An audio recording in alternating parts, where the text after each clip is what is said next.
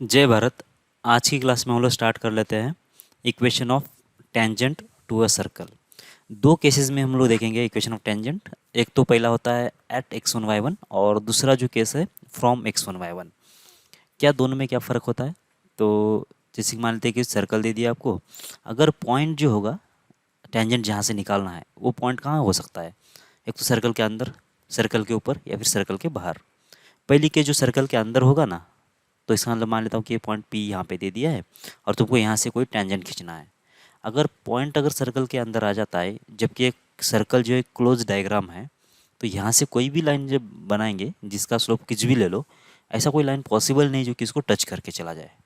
मतलब पी से अंदर अगर पॉइंट है पी सर्कल के अंदर, तो उससे जो पास करेगी लाइन ये हमेशा सर्कल को कट करेगी ही। कट करने का मतलब दो पॉइंट में कट करेगा, दो पॉइंट में इंटरसेक्ट करेगा। इसका मतलब अंदर के पॉइंट की बात चल ही नहीं रही है, बराबर ना। तो एक तो केस चला गया। अभी रहेगा एक कौन सा केस कि ये सर्कल के ऊपर पॉइंट आ जाए या फिर सर्कल के बाहर आ जाए। सर्कल के बाहर अगर पॉइंट आ जाता है तो इस चीज़ को हम लोग बोलते हैं फ्रॉम x1 y1।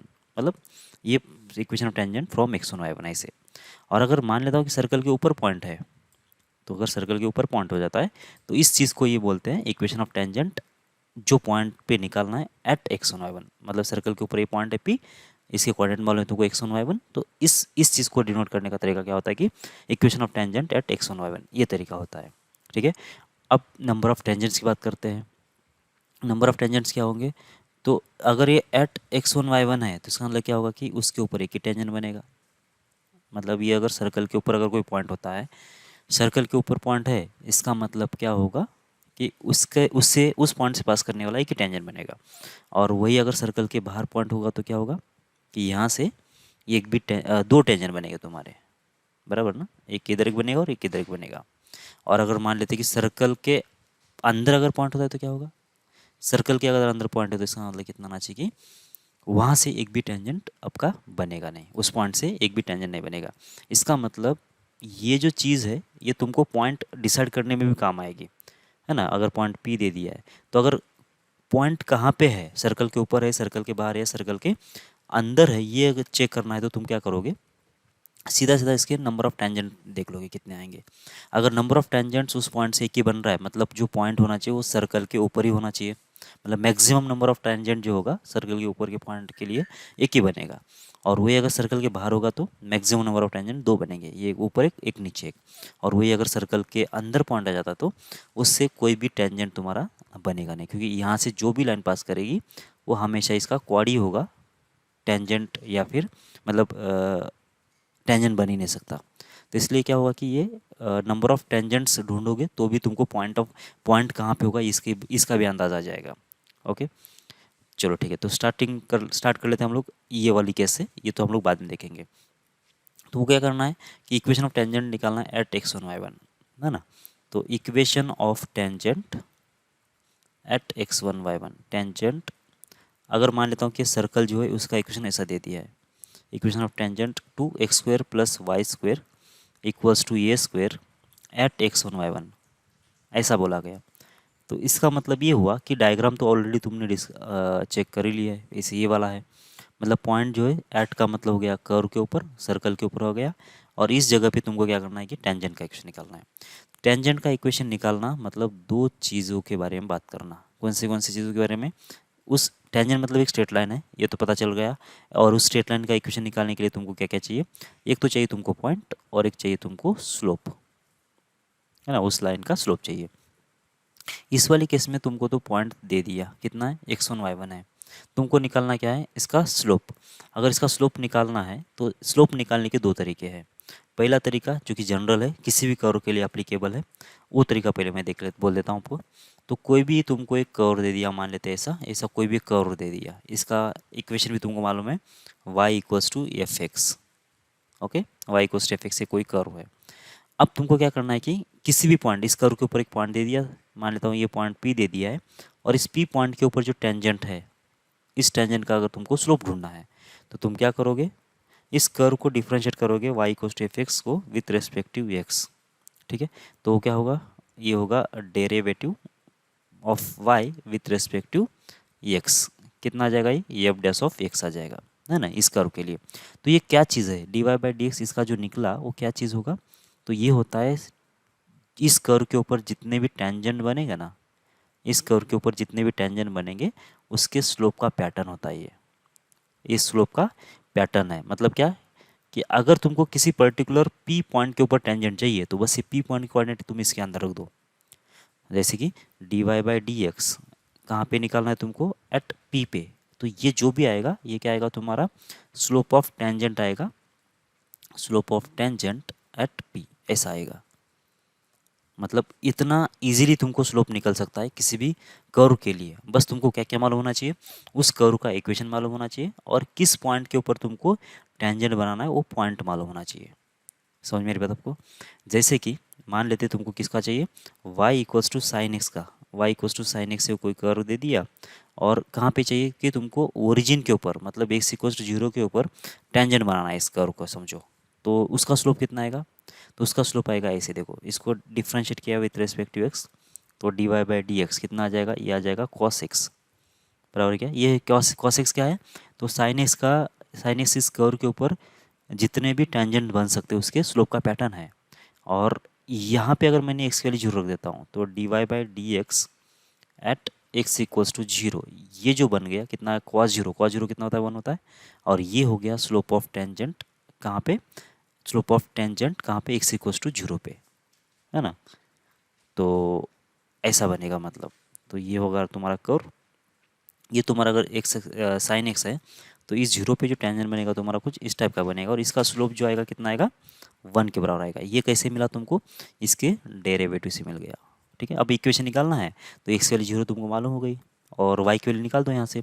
तो ये जब एक्स वैल्यू जीरो होगी तो साइन जीरो कितना होता है, जीरो होता है, मतलब वाई भी जीरो होगा। तो तुमको पॉइंट मिल गया, जीरो कोमा जीरो ही पॉइंट है और स्लोप तुमको मालूम है कितना है, वन के बराबर है, तो तुमको इक्वेशन आराम से निकल जाएगा। ठीक है, तो ये जो चीज़ लिखा गया है डेरिवेटिव से, जो डेरिवेटिव ये जो चीज़ है ये क्या होता है कि टेंजेंट का, टेंजेंट के स्लोप का पैटर्न होता है किसी भी कर्व के लिए। बस ये अगर आपको समझ में आ गई चीज़ तो ये सारे कर्व में एप्लीकेबल है। जहाँ पे भी टेंजेंट का इक्वेशन निकालने के लिए बोला गया तो तुम क्या करोगे, डिफ्रेंशिएट करोगे उस कर्व को विथ रेस्पेक्ट टू एक्स और जो जिस पॉइंट के ऊपर चाहिए उस पॉइंट को वहाँ पे रख दिया और उस टेंजेंट का स्लोप तुमने निकाल दिया। ध्यान बस ये रखना है कि जो डिफ्रेंशिएशन करोगे, डिफ्रेंशिएशन करने के बाद जो पॉइंट रखना है तुमको, जो पॉइंट रखना है ये कर्व के ऊपर ही होना चाहिए, कर्व के बाहर नहीं चलेगा। कर्व के अगर बाहर होगा तो फिर ये जो वैल्यू आएगी ये स्लोप ऑफ टेंजेंट नहीं रहेगी, वो कुछ अलग ही रहेगी। मतलब समझ में आ रहा है ना। अगर तुमने ये पॉइंट रख दिया ना इसके ऊपर, ये पी पॉइंट अगर रख दिया तो ये जो वैल्यू आएगी वो इसी लाइन का स्लोप आएगा, इसमें तो कोई डाउट है ही नहीं। ठीक है, लेकिन अगर तुमने कोई दूसरा पॉइंट रख दिया, मान लेते हो कि इधर कोई क्यू पॉइंट है, वो पॉइंट क्यू इस d y by d x में रख देते हो तो यहाँ से तो वैल्यू तो आएगी, कुछ ना कुछ तो वैल्यू आएगी, लेकिन ये किसकी वैल्यू होगी कोई हमको आता पता नहीं है, वो एक गार्बेज वैल्यू होगी, उसका कोई रिलेशन नहीं है। ठीक है, हाँ लेकिन अगर कर्व के ऊपर का अगर पॉइंट रख रहे हो तो वहाँ से तुमको डेफिनेटली क्या मिलने वाला है, एक स्लोप ऑफ टेंजेंट मिलेगा। यहाँ तक आपको समझ में आ रहा है। ठीक है, फिर अब देख लेते हैं यहाँ पे क्या बोला गया है, आपको एक कर्व दे दिया है, उसका इक्वेशन भी गिवन है। ठीक है, और तुमको इस कर्व के ऊपर का एक पॉइंट दे दिया पी, जिसकी कोऑर्डिनेट है x1 y1। तुमको क्या करना है कि पी पॉइंट के ऊपर जो टेंजेंट बन रहा है उसका अगर इक्वेशन चाहिए तुमको, पी पॉइंट मतलब टेंजेंट के ऊपर का एक पॉइंट तो गिवन है, बस इसका स्लोप तुमको ढूंढना है। स्लोप ढूंढेंगे कैसे, फिर जो कर्व है x square plus Y square equals to a square, x square plus Y square equals to a square, इसको तुमने क्या किया, डिफ्रेंशिएट किया विथ रेस्पेक्ट टू एक्स। तो कितना आ जाएगा ये आएगा टू एक्स, इधर से आ जाएगा टू वाई और होगा ये d y by d x, और इसका आंसर कितना आना चाहिए, जीरो। इसका मतलब यहाँ से तुमको क्या मिल गया, d y by d x, और वो कितना आएगा, ये आएगा माइनस एक्स अपॉन वाई। तो ये हुआ इस सर्कल के ऊपर के जितने भी टेंजेंट बन सकते हैं उस टेंजेंट के स्लोप का पैटर्न। तुमको पर्टिकुलरली पी पॉइंट के ऊपर जो स्लोप आए कितना आएगा वो देखना है। तो तुमने क्या निकाला फिर, d y by d x at p निकाल दिया। पी के कोऑर्डिनेट्स कितने हैं, x1 y1 है, और ये कितना मिलेगा, माइनस x1 अपॉन y1। और यही क्या है तुम्हारा स्लोप ऑफ टेंजेंट है, यही क्या है, slope of tangent eight P, ये हो गया। तो इसका मतलब क्या हुआ कि माइनस x1 बाई y1 ये तुम्हारा इस लाइन का स्लोप हो गया, ये जो टेंजेंट तुम बोल रहे थे उसका स्लोप तुमको मिल गया माइनस x1 बाई y1। तो बस फिर अब इस लाइन का तुमको स्लोप मिल गया है, और क्या मिल गया, पॉइंट तो तुमको ऑलरेडी मालूम था, तो तुम इसका इक्वेशन निकाल दो। इक्वेशन कैसे निकलेगा, y minus y one equals to slope, slope कितना हो गया minus x one upon y one into होगा x माइनस एक्स वन, सही है। तो y को इधर मल्टीप्लाई कर लिया, तो y इंटू होगा वाई वन माइनस हो जाएगा वाई वन का स्क्वायर और इक्वल्स हो जाएगा माइनस एक्स इंटू होगा एक्स वन प्लस हो जाएगा एक्स वन का स्क्वायर। तो एक्स इंटू एक्स वन को इधर भेज दिया, तो x into x one plus होगा वाई इंटू वाई वन इस साइड पे था और इक्वल्स कितना आ जाएगा, ये वाई वन स्क्वायर उधर भेज दो, तो ये बन गया एक्स वन का स्क्वायर प्लस हो जाएगा वाई वन का स्क्वायर। ठीक है, तो ये तुम्हारा कोई इक्वेशन आ गया और यही क्या है तुम्हारा इक्वेशन ऑफ टेंजेंट है at x one Y one. ठीक है, इक्वेशन ऑफ टेंजेंट है at x one Y one. ठीक है, लेकिन दिक्कत ये है कि ये पॉइंट जो एक्स वन वाई वन है एक इस सर्कल के ऊपर है, तो इसका मतलब ये जो पॉइंट है इस सर्कल के इक्वेशन को भी सेटिस्फाइड करना चाहिए था। तो इसका मतलब ये हुआ कि जो पॉइंट इस सर्कल के अंदर रख देंगे तो जो इक्वेशन आएगा मतलब रिलेशन आएगा क्या आएगा, एक्स वन का स्क्वायर प्लस वाई वन का स्क्वायर इक्वल्स हो जाना चाहिए ये स्क्वायर, और x one square plus Y one square तुमको यहाँ पे भी नज़र आ रहा होगा यहाँ पे। तो ये वैल्यू जो अगर तुम यहाँ पे रख देते हो तो तुमको इक्वेशन ऑफ टेंजेंट मिल जाएगा। वो कैसा मिलेगा, x into x one plus Y into Y one or equals to x one square plus Y one square का वैल्यू कितना है, वो तो ए स्क्वायर के बराबर है। ठीक है, तो ऐसा तुमको इक्वेशन मिलेगा। ये था तुम्हारा पहला मेथड, तुमने क्या किया कि मतलब कैलकुलस को यूज़ करके डेरिवेटिव को यूज़ करके तुमने इक्वेशन ऑफ टेंजेंट बना दिया।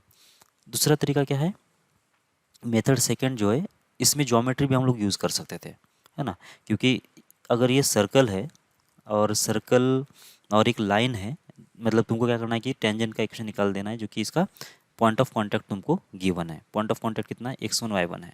पॉइंट ऑफ कांटेक्ट का मतलब कितना होगा कि जहाँ पे टच कर रहा है वो पॉइंट, इसको बोलते हैं हम लोग पॉइंट ऑफ कांटेक्ट।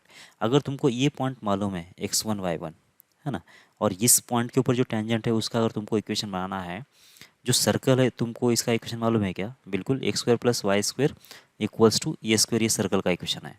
तो तुम क्या करो, इस सेंटर से इस पॉइंट ऑफ कांटेक्ट को कनेक्ट कर लो ऐसे। अब आपको दिखाई दे रहा होगा कि ये जो एंगल होगा वो 90 डिग्री होगा, क्योंकि सेंटर से जो लाइन आ जाती है जो टेंजेंट को जहाँ पे कट कर रही है सर्कल को उस पॉइंट के ऊपर ये हमेशा 90 डिग्री का एंगल बनाती है। तो इसका मतलब तुमको अगर इसका इक्वेशन निकाल देना है जो कि पास हो रहा है one comma x one minus x one comma y one से, बस इसका स्लोप तुमको ढूंढना था। तो स्लोप कैसे ढूंढोगे, क्योंकि तुमको अगर ये सर्कल का इक्वेशन मालूम था तो इसका सेंटर तो मालूम हो जाएगा, और ये पॉइंट अगर मालूम तो इस लाइन का स्लोप तुमको मिल जाएगा। कैसे मिलने वाला है, वाई वन माइनस जीरो कितना आएगा, Y one divide by X one minus zero मतलब होगा कितना एक्स वन। अभी जो Y one divide by X one किसका स्लोप है, ओ एम का है या फिर ओ पी का है।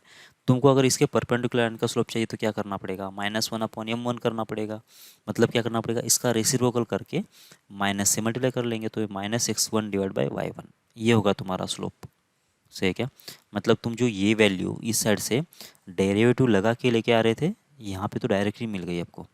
कैसे, सेंटर से जो लाइन जा रही थी वो परपेंडिकुलर होती है टेंजेंट को, तो हमने क्या किया, सेंटर कोऑर्डिनेट मालूम थे और पॉइंट ऑफ कांटेक्ट मालूम था एक्स वन वाई वन, तो उसका स्लोप निकाला, उसके परपेंडिकुलर लाइन का स्लोप निकाल दिया।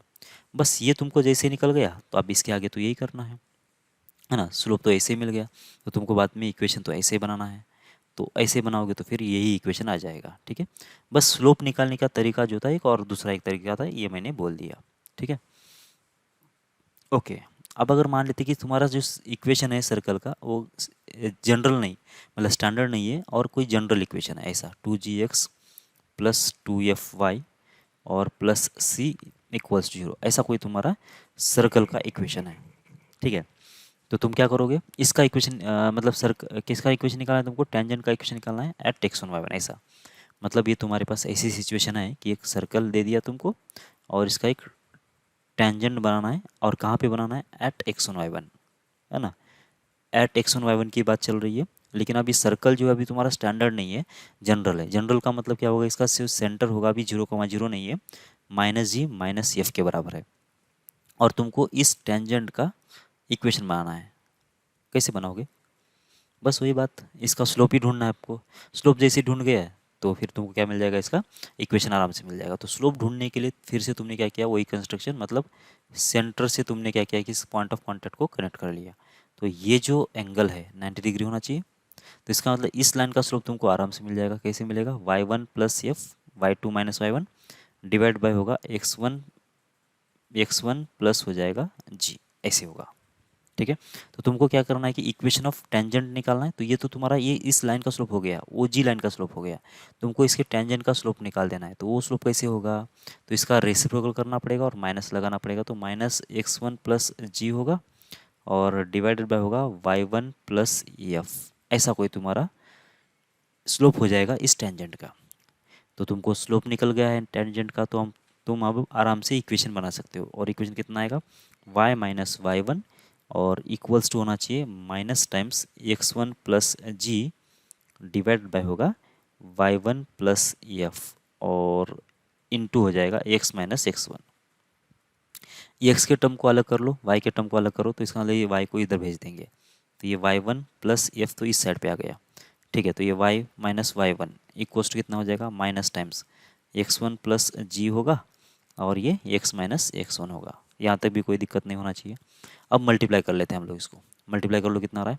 तो ये होगा y इंटू होगा y1, इस y1 से मल्टीप्लाई कर लिया, माइनस y1 स्क्वेयर प्लस हो जाएगा f इंटू वाई माइनस हो जाएगा f इंटू y1। देखो ये जो माइनस है ना, इस सबको इधर लेके आएंगे तो ये सब प्लस हो जाएगा। ठीक है, तो ये होगा x इंटू x1 होगा, माइनस हो जाएगा x1 का स्क्वेयर प्लस हो जाएगा g इंटू एक्स और ये होगा माइनस g इंटू x1 और इक्वल जीरो। क्या किया मैंने? ये पूरा को जो है ना माइनस को इधर लेके आया तो ये प्लस ही हो जाएगा ना, तो ये प्लस को मतलब ऐसा लिख गया। अब देखो जिसमें भी प्लस वाले टर्म्स को सेपरेट कर लो और माइनस वाले टर्म को सेपरेट कर लो। प्लस वाले टर्म कहाँ कहाँ पे? देखो एक एक्स इंटू एक्स वन है, एक्स इंटू एक्स वन, एक है Y into Y one. Okay, इसके बाद एक है जी इंटू एक्स और एफ इंटू वाई। कौन से टर्म ले लिया मैंने? एक टर्म ले लिया ये, एक टर्म ले लिया ये, एक टर्म ले लिया ये और एक टर्म ले लिया ये। बाकी सारे जो अभी वो कैसे माइनस में, नेगेटिव में है। तो कैसे बनेगा? देखो ये माइनस हो जाएगा x1 का स्क्वायर, माइनस हो जाएगा y1 का स्क्वायर, माइनस हो जाएगा g इंटू x1, माइनस हो जाएगा f इंटू y1 और इक्वल्स टू हो जाएगा जीरो। सही है। अगर मैं ये सारे टर्म्स नेगेटिव में हैं, अगर मैं क्या कर लेता हूँ कि इसमें से अगर माइनस कॉमन ले लेता हूँ सब में से, तो ये प्लस हो जाएगा, ये प्लस हो जाएगा और ये भी प्लस हो जाएगा। सही है। तो तुमको x1 का स्क्वायर प्लस y1 का square plus g times of x1 plus f times of y1 की वैल्यू चाहिए। कैसे निकलेगी? जो ये जो पॉइंट है x1 y1 ये कहाँ पे है? इस कर्व के ऊपर भी तो है ना, सर्कल के ऊपर है ना। तो इसका मतलब ये सर्कल के इक्वेशन को सेटिस्फाइड करना चाहिए। तो इसका मतलब क्या होगा कि x1 का स्क्वायर प्लस y1 का स्क्वायर प्लस 2gx1 2f(y1) एक प्लस सी इक्वल जीरो का, इसका जो आंसर प्लस सी का आंसर कितना आना चाहिए? जीरो आ जाना चाहिए। मतलब ये टोटल ये बैलेंस हो जाना चाहिए। तो तुमको किसका वैल्यू चाहिए? तुमको चाहिए x1 का स्क्वायर प्लस y1 का square g into x1 plus f into y, इसका वैल्यू चाहिए। ये कितना आएगा? देखो g इंटू एक्स वन मतलब एक में से एक g बच गया तो उसको आगे भेज दिया तुमने, तो माइनस जी इंटू एक्स वन होगा। फिर इसमें से एक एफ वाई वन तो इधर यूज़ कर लिया, एक जो एफ वाई वन है उसको आगे भेज दिया और माइनस सी होगा। तो ये वैल्यू होगी किसकी? इस एक्सप्रेशन की, मतलब x one square plus Y one square plus two g into x one plus f into Y one की वैल्यू हो जाएगी। तो ये लगा दिया तुमने यहाँ पे, तो ये होगा कितना? माइनस टाइम्स माइनस जी इंटू होगा x one minus F into होगा वाई वन माइनस होगा सी और होगा इक्वल्स टू जीरो। सही है यहाँ तक? तो ये माइनस ये माइनस ये माइनस माइनस प्लस हो जाएगा और फाइनली तुम्हारा जो इक्वेशन बन जाएगा, equation of tangent in terms of at x one Y one कितना आएगा? X into x one plus Y into Y one. देखो यहाँ पे जी इंटू एक्स है, यहाँ पे जी इंटू एक्स वन है, तो जब जी कॉमन ले लेंगे तो ये होगा एक्स प्लस एक्स वन। ठीक है, प्लस यहाँ पे एफ है और यहाँ पे एफ है, जब एफ कॉमन ले लेंगे तो y प्लस हो जाएगा y1 और ये होगा प्लस सी और इक्वल्स टू होगा जीरो। तो ये हुआ तुम्हारा equation of tangent eight x1 y1 general circle के लिए। सही है। तो क्या बात चल रही है अभी तक? देखो बात ये चल रही है कि तुम्हारा जो सर्कल का इक्वेशन अगर ऐसा होता है X square plus Y square equals to A square, तो इक्वेशन ऑफ टेंजेंट कहाँ पे? एट x1 y1 की बात चल रही है। तो ये इक्वेशन ऑफ टेंजेंट क्या होगा? ये होगा x into x one plus Y into Y one equals हो जाएगा ए स्क्वेयर। ठीक है। और अगर सर्कल का इक्वेशन तुम्हारा ऐसा होता x square plus Y square plus 2gx plus 2fy plus c equals 0, तो तुम्हारा जो equation of tangent at x one Y one कैसा होता, x into x one plus Y into Y one plus g into हो जाता x plus x one plus f into हो जाएगा y plus Y one और plus c equals to 0, ऐसा हो जाएगा। ठीक है, तो इन दोनों को देख के, इन दोनों इक्वेशन को देख के तुमको कुछ कॉमन चीज़ समझ में आ रही होगी, है ना, दोनों इक्वेशन को देख के। तो ये यहाँ से इस इक्वेशन से इक्वेशन बनाने में, इस इक्वेशन से इक्वेशन बनाने में वो लोग क्या कर रहे पता है क्या, एक्स स्क्वायर को उन्होंने लिख दिया एक्स इंटू एक्स वन, ऐसे, है ना, एक्स स्क्वायर जहाँ पे भी है उसको उसने लिख दिया एक्स इंटू एक्स वन। देखो ना, यहाँ पे एक्स स्क्वायर था तो एक्स इंटू एक्स वन लिख दिया, यहाँ पे एक्स स्क्वायर था तो एक्स इंटू एक्स वन लिख दिया। वाई स्क्वायर जहाँ पे भी था उसको भी उसने क्या लिख दिया कि वाई इंटू वाई वन, ऐसा लिख दिया, वाई इंटू वाई वन। देखो यहाँ पे वाई स्क्वायर था उसको उसने वाई इंटू वाई वन लिख दिया, एक्स वाई स्क्वायर था तो उसको वाई इंटू वाई वन लिख दिया। वाई वन क्या है तुम्हारा, एट पॉइंट जो था ना वो था, ठीक है। और एक्स अगर होता, एक्स अगर नहीं तो कोई दिक्कत नहीं, लेकिन अगर होता तो उसके बदले क्या लिख रहे हैं वो लोग, उसके बदले लिख दे रहे, देखो एक्स के बदले लिख दे रहे ये, देखो यहाँ पे 2x के बदले यहाँ पे क्या लिख दिया, x प्लस एक्स वन लिख दिया ना, मतलब x के बदले कितना लिखना है उसको, x plus x one divide by 2 लिख दे रहे हैं लोग। और y के बदले कितना लिख दे रहे, ये लिख दे रहे y प्लस वाई वन और डिवाइडेड बाई 2, ऐसे। ठीक है, ये ऑपरेशन लगा के देख लो किसी भी इक्वेशन के लिए सर्कल के, तो ये जो इक्वेशन बन जाएगा वो किसका, मतलब ऐसा ऑपरेशन लगाने के बाद जो इक्वेशन बन जाएगा वो बन जाएगा टेंजेंट का। ठीक है, इक्वेशन ऑफ टेंजेंट ऐसे बनेगा, मतलब इक्वेशन में अगर एक्स स्क्वायर है तो उसको एक्स इंटू एक्स वन लिख दो, वाई स्क्वायर है तो वाई इंटू वाई वन लिख दो, एक्स को लिख दो X plus x one divide by two, Y को लिख दो Y plus Y one divided by two. Clear है यहाँ तक? ठीक है, तो किसी भी सर्कल के लिए इक्वेशन ऑफ टेंजेंट बनाना है तो तुम ऐसे बना सकते हो। ओके, और ये दोनों इक्वेशन ऐसे बन चुके हैं। ठीक है, तो ये at x one Y one की बात समझ में आ रही है आप लोगों को? ठीक है, एक और चीज़ आ सकती है ऐसी, कि अगर तुम्हारा इक्वेशन अगर ऐसी फॉर्मेट में नहीं है और इस फॉर्मेट में X minus H whole square plus Y minus K इसका स्क्वायर इक्वल्स टू अगर आर स्क्वायर, अगर ऐसा तुम्हारा अगर इक्वेशन हो जाता तो इसमें कैसे करते, क्योंकि यहाँ पे तो सिर्फ एक्स स्क्वायर तो लिखा नहीं है, सिर्फ वाई स्क्वायर तो लिखा नहीं है, एक्स माइनस एच लिखा हुआ है। तो इसको सॉल्व, इसका इक्वेशन ऑफ टेंजेंट निकालने के लिए कहाँ पे at x one Y one, उसके लिए तुम क्या करो, तो तुम इसको ऐसे फॉर्मेट में लिख लो। कैसे, इसका स्क्वायर कर लो x square minus two h x plus h square, y square minus two y k plus k square equals to r square, एक तो ऐसा लिख दो। उसके बाद एक्स स्क्वायर को ऐसा लिख दो, वाई स्क्वायर को ऐसा लिख दो, एक्स को ऐसा इस टाइप का लिख दो और वाई को ऐसा टाइप का लिख दो, हो गया काम। बाकी कांस्टेंट को तो कुछ चेंज करना ही नहीं है। एक तो तरीका ये था, ठीक है। लेकिन एक और मैं तरीका बोल देता हूँ, डायरेक्ट ऐसा अगर इक्वेशन दे दिया तो इसी फॉर्मेट में कैसे लिखना है वो भी मैं बोल देता हूँ, तो आपको ये अच्छे से याद आ जाए। ठीक है, तो क्या होगा देखो, ऐसे एक्स माइनस एच, एक तो ऐसा कर लो, एक्स माइनस इसको दो बार लिख दो, एक्स माइनस एच और एक्स माइनस एच ऐसा दो बार लिख दो। ठीक, जैसे इसमें भी लिखा था हमने, एक्स स्क्वायर को लिख दिया था एक्स इंटू एक्स, बाद में एक्स को एक एक्स को लिख दिया तुमने एक्स वन, तो x minus H, x minus H और एक्स माइनस एच ऐसा लिख दिया।